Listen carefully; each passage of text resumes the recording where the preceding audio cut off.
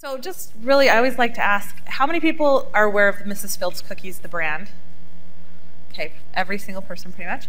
And how many of you were aware before today that we had a gifting or a catalog division? It's about right. So about 20% of people. So this is a challenge that we have. And so starting out with this, when I started with Mrs. Fields, this is my eye chart of my history. I've only worked for Mrs. Fields Gifts. I started there in college as a ground level employee. I was an administrative assistant in the mornings, and then in the evenings and during busy times, I'd go work in the production facility, packaging up gifts or boxing. And that broad experience, I think, has really helped me to understand customer experience at all levels of the business. And it's something that I hold very dear in my daily tasks. So just really quick about Mrs. Fields Gifts. So we mentioned the catalogs are our primary marketing avenue. We also have a lot of digital avenues today that we've grown for. And we really consider our customer engagement to be moments made better. So you're going to have these occasions every day, but we want to just make them a little sweeter, a little bit more fun. And now, right now they're passing out cookies. So if this is a terrible presentation, you at least get cookies. Also a very good tactic when working with Mrs. Fields is you never show up anywhere without product. So our division started in 1990, 1991. We have MrsFields.com as our primary order driver for the consumer side. Our business to business is still done primarily through handshake. We're a lot on the phone and in person. We have an in-house service center. We have both an inbound and an outbound business-to-business sales team. We dropped 7 catalogs, and 15 million was our number last year, and we're going to do some optimization based off of some customer research and who wants to be set a catalog and who doesn't. So that's going to save us a lot of money and will make our dollars a lot more effective. This last year, we surpassed the 1 million mark of gifts sent. So that was a really big milestone for us. And then we have over 70% of our business is driven in the fourth quarter. So a lot of what you're going to hear today is about optimizing our time. We have a unique challenge in that we more than 10 times our staff at the holiday season. So our permanent employees is one segmentation of our force, and then we have a whole other challenge, which is seasonal employees. So what happened? I don't know if many of you, I'm not going to use the term bankruptcy, but I guess I just said it. But we went through a little bit of a problem on our franchising side, and we did a financial restructure which affects the whole business. And since that point, we've had a tremendous amount of change. What does change do? It drives uncertainty. So this is what we were seeing, and I've been with the company for 15 years, so I came from a very healthy, very excited, motivated, passionate culture where I think we were doing a great job at customer experience, and I've seen that decline. So how do we get it back? So what was happening? We had low motivation. We had poor training. There was a lot of assumptions going on. We had a ton of silos. You've heard that all day today. But our marketing departments weren't speaking from, we have a cross-channel business. So there's our brick and mortar stores. We also have licensing. We have our gifting division. We also owned several other brands when I started, and we now still own TCBY yogurt. So there's a lot of fighting for those dollars, a lot of people standing up and punching the table, trying to get budgets approved and that sort of thing. So everybody was very selfish. They were very focused on themselves. They weren't looking about anything about the customer. At all of the board meetings and all of the executive committees that I sat on was all fighting for themselves. There was no one standing at that table or sitting at that table for the customer. There was so much communication that I love the visual of the canyon, because that is what I felt like every day. I was telling one of my coworkers, I was like, I can just see this with flour and butter and all sorts of our own internal problems being thrown all over this bakery, and nothing is getting baked, nothing's getting out the door, no one's enjoying it. And my biggest problem, no one was having fun. It wasn't this face up here. I love that picture because I felt like that every day. Sometimes I'd sit in the parking lot and I'd go into work and I'm like, oh God, this is going to be a terrible day. I knew it going in because I wasn't having fun. I wasn't enjoying what I was doing. We were having successes, but they weren't being celebrated. And our customer wasn't the focus. I wasn't hearing about what I was doing. You know, am I just making people fatter today? You know, what am I doing? And no one was telling me the stories. And I think it's a really, I'm going to talk a lot about storytelling today because I'm from a brand that has an amazing story. And we weren't telling stories. We weren't getting into the cheesy minutia of our customers. We have a rare opportunity to interact with people every day. It's celebrating moments for the most part. And even if it's not in celebration, it is a very important moment. And we weren't taking the time to share those stories with our employees and with our customers. So part of that is, as I sat and looked at this, is we have this rare opportunity. Again, this is just some of the, again, it's bar mitzvahs, it's the holiday season, it's Easter, it's birthday, it's these big meetings, client meetings, successes at other companies, rewards, incentives. People are using us to really spur on a challenge and to celebrate moments. And we weren't taking full advantage of that. And I don't think a lot of our employees took pride in that. They weren't stopping to think about, okay, this, you know, presentation I put together today is going to make someone happy. They weren't, our founder had a saying that was, she was in the business of selling cookies, she was in the business of selling smiles. And no one was really getting that message out there. So these were our overall challenges, is how do we get every employee focused on customer experience? There's a lot of non-customer facing support divisions, especially when you get into some digital spaces. We had web techs, we had IT, we had legal. We have all these online partnerships, and our legal department is lagging time in getting responses, and it's hurting sales. It's also hurting the trust level that our business partners felt for us. The other problem was, how can we improve our culture, our employee satisfaction? Cookies are supposed to be fun. Yogurt and cookies. How can you not have fun when you're dealing with this product? And we weren't doing it. And then how can we improve cross-functional communication? So we just really struggled. I'm going to go through some of the business units and be very specific about some of the actual comments that I got when I sat down and talked to our employees. But we were not communicating cross-functionally because of the financial problems that we were having. People's, I think, human reaction is to hoard, right? They want to say, my area, if I keep this to myself, my job is secure, I'm really safe. And so they weren't sharing information, they weren't sharing stories, they weren't sharing successes.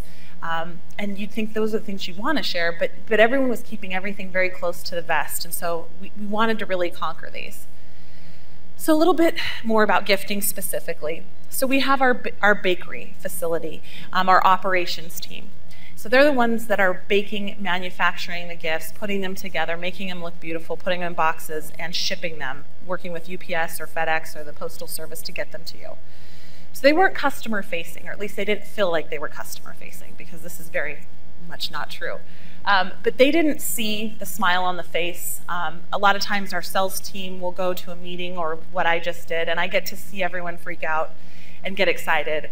I take our product to a hospital whenever a friend or someone I know has a baby.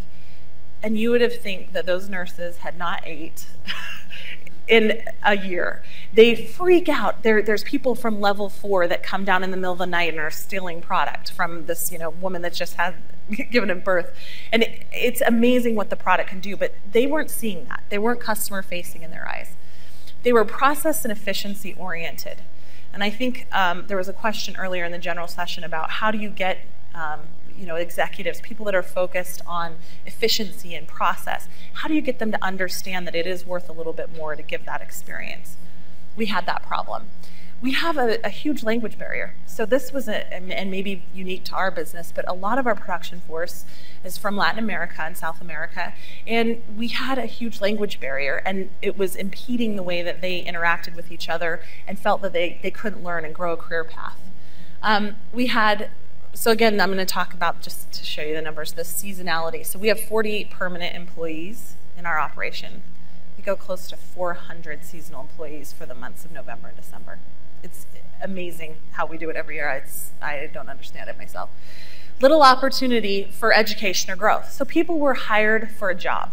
They were doing a job. They had no inclination that they were going to get anything beyond the paycheck for that pay period. There wasn't an ideal career path for anyone when they were entering. It wasn't presented to them, and it wasn't shown throughout the course of their employment.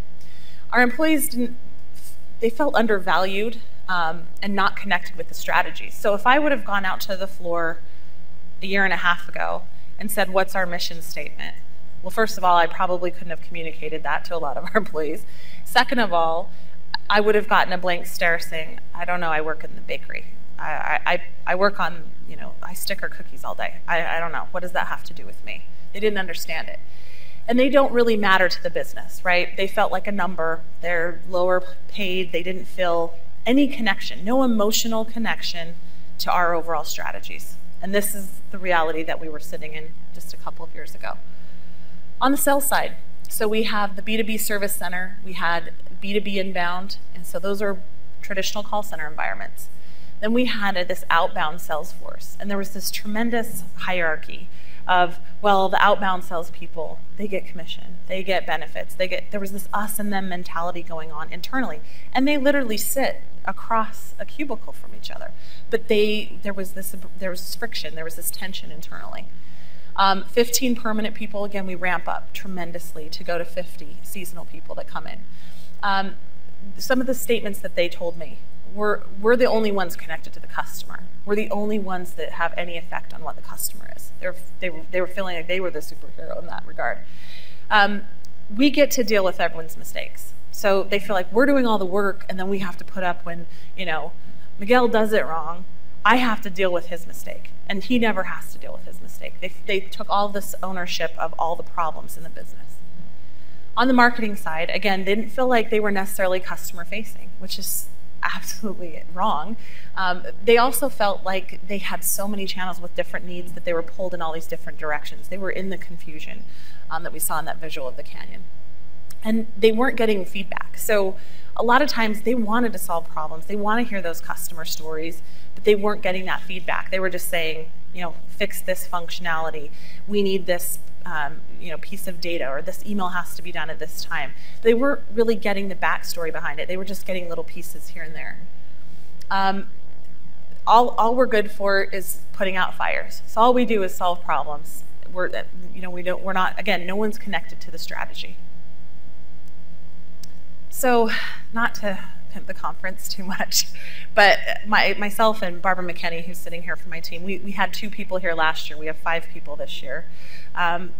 For me, I think the biggest thing was coming to a room like this with minds like all of yours, is it gets mind turning. I get excited, I get passionate, I get reinvigorated. And I think one of the biggest things that I did was I learned from other companies. I felt like my plight was not just mine. Everybody had to deal with these challenges. No matter the size of the corporation, big or small, everybody has a lot of the same challenges.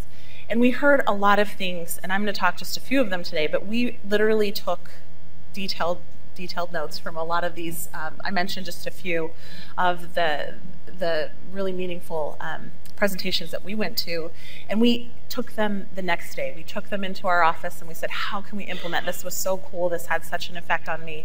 How do I get that excitement to my team? How do I get them passionate? How do I take what we're experiencing, this brain power in this room, and take it to our team? So from that, some things that I would talk about, and this is in general, not specific to just JobShare, which I'm going to tell you about, is don't wait. So, a lot of times you get all pumped up in this, and you maybe are staying an extra day to golf, and then it's Friday, and it's Fridays are slow, and then by the time Monday rolls around, that passion has died just a little bit. You're not quite as excited as you were on Wednesday leaving this meeting, getting all pumped up. So take advantage of that and go back to your folks, send emails from here, write down notes, get initiatives, don't wait, act now.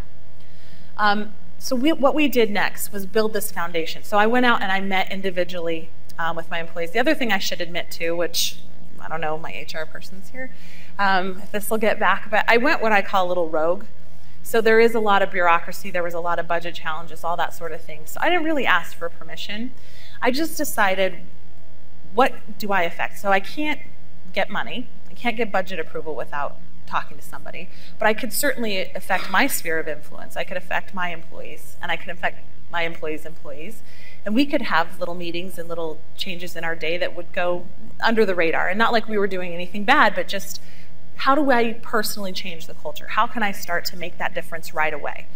And so we started, I met individually with peers, with my direct reports, with people on the floor, anyone and everyone. And people were like, what is she doing? What, you know, but it kind of flew under the radar. It was go to lunch here, it was stop in the break room there, just kind of informal asking, what do you want? What do you wish was different?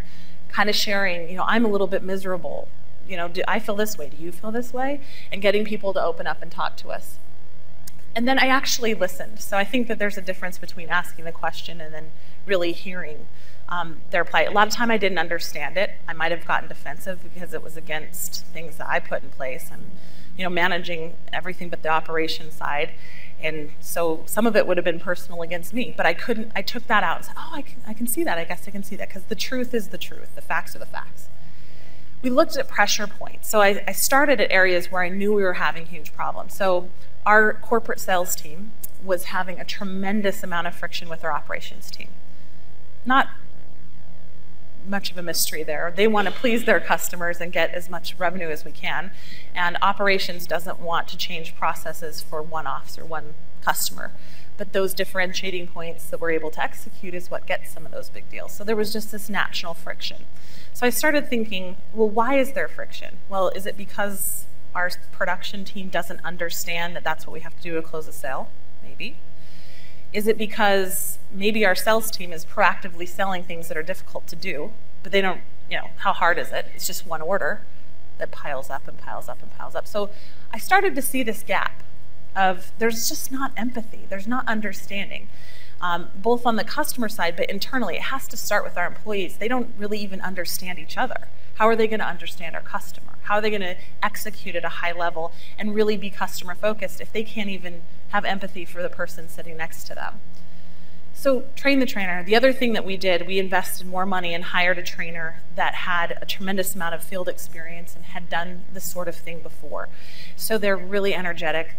At 6 a.m., I don't know how he looks the way he looks, or if he's drinking different coffee than I am, but he is a passionate, excited guy, and he can say things in a way that if I said them, it'd be like I was talking to a kindergartner, but he does it an amazing way. So we really wanted to get a trainer that was going to lead this initiative.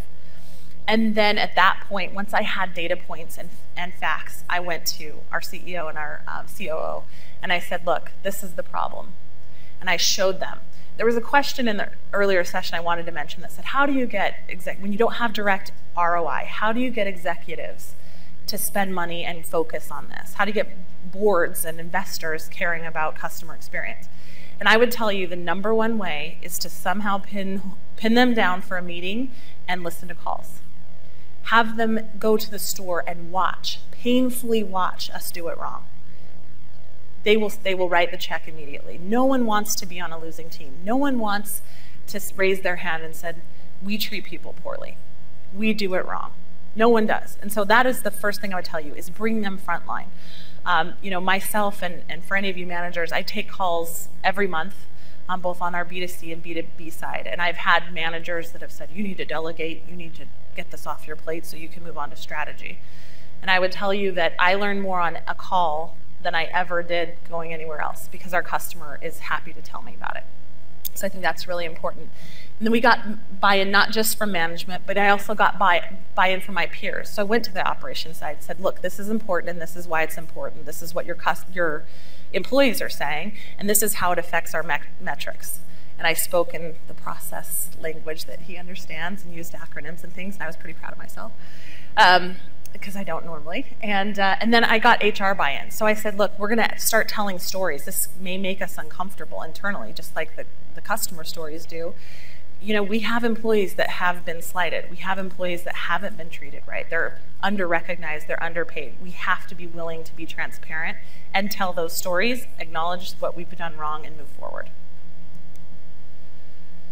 So this is kind of the culmination of those ideas. So we came up with the term job share program. We wanted to make sure everyone on the team would understand it, understand what it meant. So it's about collaboration. Again, that's like a public speak term, but For us, it literally was tying together how every department worked with one another. So how does what I do in corporate sales affect production? How does what I do in production affect the customer? Well, I never understood why labels came back with this notification and why it's important for me to not put an insert in this box versus this box. They're the exact same product. Well, when they understood that one box was for Costco, and that if I put a bounce back in that's going to try and solicit that customer, I might lose a $2 million a year client, and I was responsible for that. That made it real for them. It made them really understand that. So that whole understanding how it works together, so not just collaborating to work with each other, but how those departments really relied on each other. We talked a little bit about the training piece. So we had scheduled trainings. We said you need to be at these trainings. There are 2 hours a month, and we started right away. We're sharing knowledge. So a lot of times we were having these town hall meetings with our executive team would show up and show support. But what that did was everybody clammed up. We had like one guy named Guy that would always ask questions and no one else would ever talk because they were intimidated. They didn't feel like, again, they don't feel like they mattered. So they're not going to raise their hand in front of our CEO or the president of the company and say, well, you know, I think it'd be better if, you know, we took one person off of the packaging line and put him on the bakery line. They weren't going to give those types of ideas in that setting. So it gave smaller circles for people to feel comfortable sharing ideas. Talking about career development. So this was a huge piece for me. When I started at the company, again, I was an administrative assistant / boxer. That was my title. And I've been there 15 years, and Barbara started in the call center. My online marketing manager started in the call center. My merchandiser started in production doing cookie cakes. We had these great career path stories, but no one really knew them. They just, when they started, it was like, oh, she's got a great job. Well, they worked up through the company. So how do we do that? And we've noticed in the last 5 years, we didn't have any of those stories. People weren't staying on with us. So how do we show that career path and train our employees to want that career instead of just the job? And then I think the biggest piece is there in the middle is just sharing a little fun. Like, have fun at your job, and then take pride in the fact that that's what we do. We give our customers a better experience. They take a moment in their day and enjoy something. I think that was really important as well. So this was our test in 2012. Again, I didn't wait. I came to this conference in March, and we said, look, we have no money, we have no budget, we have no approval. Barbara, what can we do? So we said, okay, well, one thing we came up with was we're going to institute a one-call resolution in our service center. We have so few permanent employees. How do we train them so they know enough about everything that they never have to transfer a call? I don't care about who's the supervisor. If someone said, I need to speak to a supervisor, you should be able to say, hold on 1 second, change your voice and say, hi, I'm a supervisor, and be able to answer that call. So the class started May through September, so we took less than a month and a half to put the first rounds of this together. It wasn't perfect. We got a lot of feedback of things that we can improve on. I'll show you that for this year. But we started. We did something. We wanted to start building stories that we could tell our employees. So again, don't wait. We engaged the trainer. I talked about that. And then team members provided instruction in their areas. So we didn't just stand up and have the trainer give all this training. We had each individual department, not just the owner of that department, but all the employees help to build the deck, make sure their thoughts were represented, the things that bugged them, the things that they thought would be important for them to gain empathy from the other areas of the company. And they built that training seminar, and then one of them was elected or nominated or forced, depending on how comfortable they were with public speaking, to give that instruction to the team. One thing that's not on here, we also do train in both English and Spanish. So we have multiple classes available so that everybody on the floor, all of our permanent employees, are going through the training. And then the other thing I thought was really good was on, hands-on training. We weren't just sitting in the classroom. When you go to the production area, you weren't just learning and showing pictures or a guided tour. You're putting on the hairnet, you're putting on the beard net, and you're going to work. And you're working for multiple hours in the production area. And I think this was really important, is going back to our basics, which is the quality of our product. Without it, we are not a company. It's our differentiator.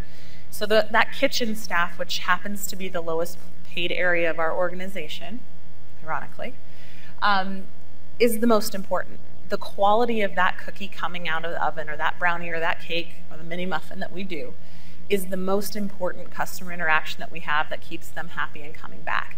And they were the lowest motivated group, and they felt the comments were, you know, we're monkeys, we don't do anything, you know, we're just get paid to go through the motions. That's how they were feeling. So it was important to me that everybody in the whole organization, up to myself, the president, our operations manager, maybe for the first time, worked in that bakery. They panned cookies, they worked with the ovens, they put it through the packaging machine, and something really interesting started to happen. We started to get ideas in the suggestion box. I started to get emails. Hey, why do we do it like this? This doesn't make that much sense. Have we ever tried it like this? Some of them we'd heard before, some of them were brand new, and some of them were really innovative ideas. So a lot came out of it from a manager perspective. And then we also had everybody get their food handler's permit, and something that's important, and I'll show you a slide that was a good success, but we also were really seasonal for smaller holidays. So the Christmas, Hanukkah season at the end of the year is the big chunk, but we also have a big spike for Valentine's Day, Mother's Day, Easter, Father's Day. But they're such small spikes, and then we spend all this time hiring staff and training them when our peak hours, just like if you've managed a service center, it's like you have to bring on 4 other people just to handle the 2 peak hours of the day, and then you're not fully optimized the rest of the day. So what we decided was through job share, we could optimize that. So my merchant, my financial guy, my analyst, my marketing analyst, they all take phone calls. They have sweaty palms and they hated it for a long, long time, but they all jumped on the phone. So when our queue counter went above, and it could be at 6 o'clock, whoever's in the building, they could take a call. Same thing at Valentine's Day this year. You procrastinators out there, and I will pitch this, please order early. It is so painful. Going into the weekend before Valentine's, it was a 2-day shift. So last year it was on a Tuesday, and this year is on a Thursday. So those of you in retail, you know this. That shift is tremendous because no one buys it until their way home. I went and looked at I stayed at my local grocery store for 2 hours just watching these men run in.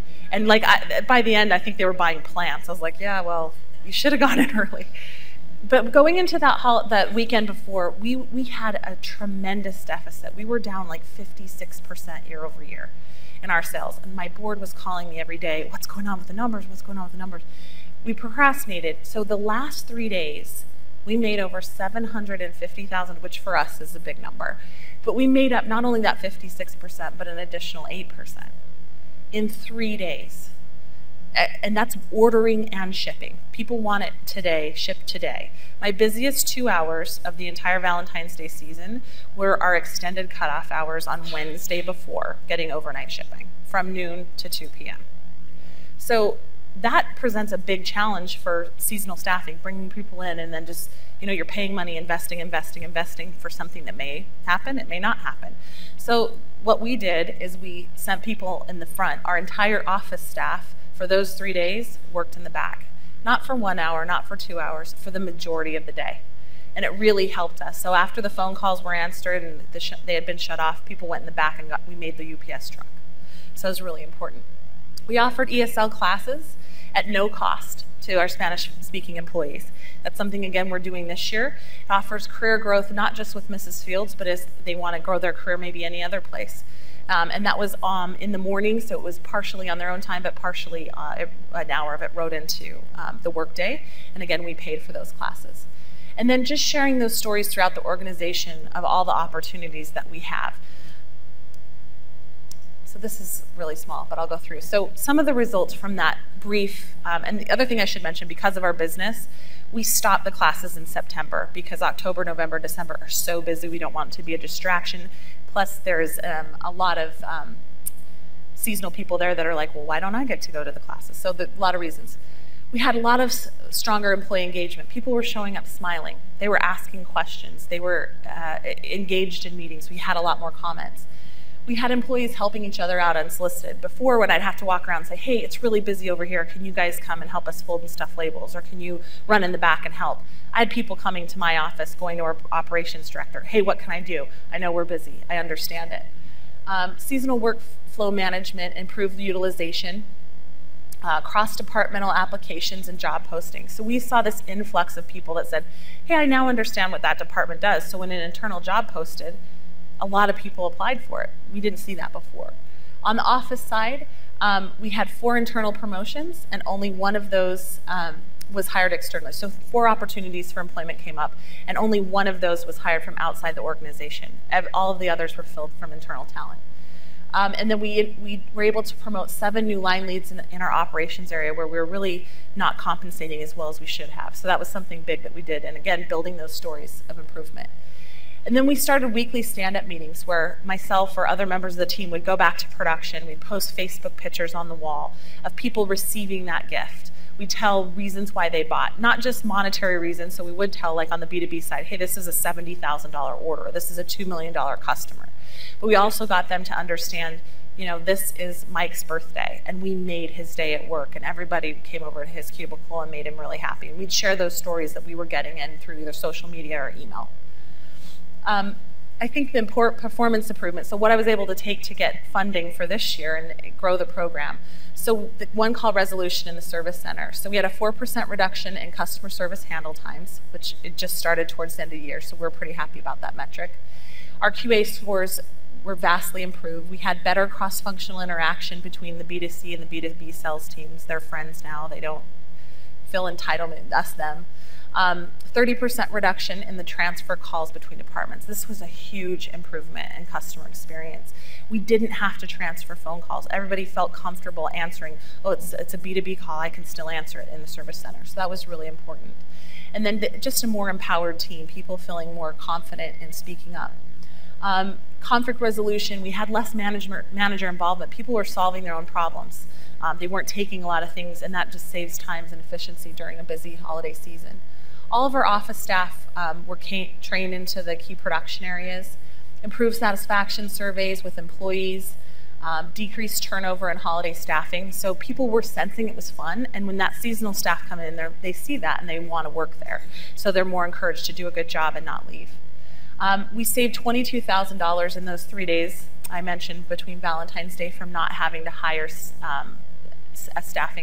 an outside staffing group to bring in that labor force. 57% increase in reviews on our website, so that's some of the end customer. These are just some pictures of us out at Valentine's Day. You can see a lot of people having fun there. This is the job share for 2013. So we changed a couple of things. We added mandatory attendance. We tied it to their goals. So now on their pyramid and their annual reviews, on their personal development, they have to have completed all the courses and signed in for them. So now we're just forcing it a little bit more because we do see the benefit in making sure everybody's there and they're getting this training. Tying it to the existing values of a larger corporation, explaining the benefits, making it fun and interactive, and then telling those stories. This is just showing just some wall art that we put up to get everybody excited about that. We're being a lot more organized. Some of the feedback that we got was it was rushed. People didn't know what was coming up. They didn't know how to prepare. So we let everybody know at least 3 months in advance for every topic now. And that's really it.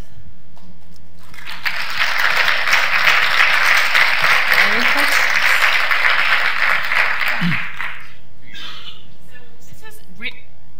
Ooh, exciting. This is really an amazing story, and I'm curious about 2 things. One is, how big is Mrs. Fields, and you know, it seems like in a year you managed to do a lot. Yeah. What kind of tailwinds did you have? And then what kind of suggestions would you have in terms of the type of budget to ask for? Because a lot of these programs in a larger organization might come out of specifically HR. Right. And so curious to see how that dynamic between kind of the official people side and the practical in the operations side worked. Yeah, so we were able, because of the seasonality of our business, we do employ people that aren't 100% utilized off of those peaks, right? So this was really reallocating our valleys. It was taking a trainer that's really, really busy for the 2 months before when we're hiring and training people, and utilizing them in the slower time. We also have the same with HR. We have a lot of seasonal HR people that come in to help with all the hiring of those 400 people. So how do we utilize that better, collect data at that time, and giving those just a little bit more responsibility for everybody, and we're able to get this type of benefit. To answer your question about the size, so we're about $30 million in revenue from the gifting side, but we're very profitable. So from a percentage of that we provide to the overall corporation, we're flowing through a lot more on the contribution side. So it's not a top line driver, but on the bottom line, we're bringing in a lot of dough. So that's good. How many people are actually employed though in the company? So again, at gifting, I think I showed those numbers.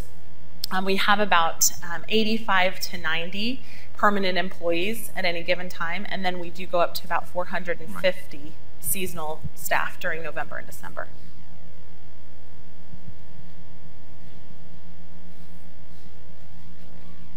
I would agree. It was a great presentation. The 85 to 90 employees in 2013, you said now it's the last week of the month. Is it optional? I mean, do they have to get scheduled? I mean, I can't imagine you get the people just getting off the phone and going to this training. How does that work? Yeah, so we do have it scheduled. We do offer multiple training sessions. So we are able to schedule it either with our seasonal staff covering the phones, or we also have bilingual employees in all areas. So sometimes people can trade off going to the Spanish or the Spanish or the English. The other thing that we offer is a makeup class. So if you have to leave, and we give them also the advance. So if you're a traveling salesperson, you know exactly what days not to schedule meetings. So try and be in the office on those days. And I think it's really important that people know this is a mandatory priority. That's something we didn't have last year, and it just allowed for people to not buy in. So we did make that a mandatory, but we do have a makeup class opportunity at the end of every quarter where the trainer will go through all the material. It's not as fun, you don't get as much of the interaction, but you make sure you understand the courses that you missed. It's actually just a couple-hour training, and then there may be additional activities through the week for them to go actually hands-on do things.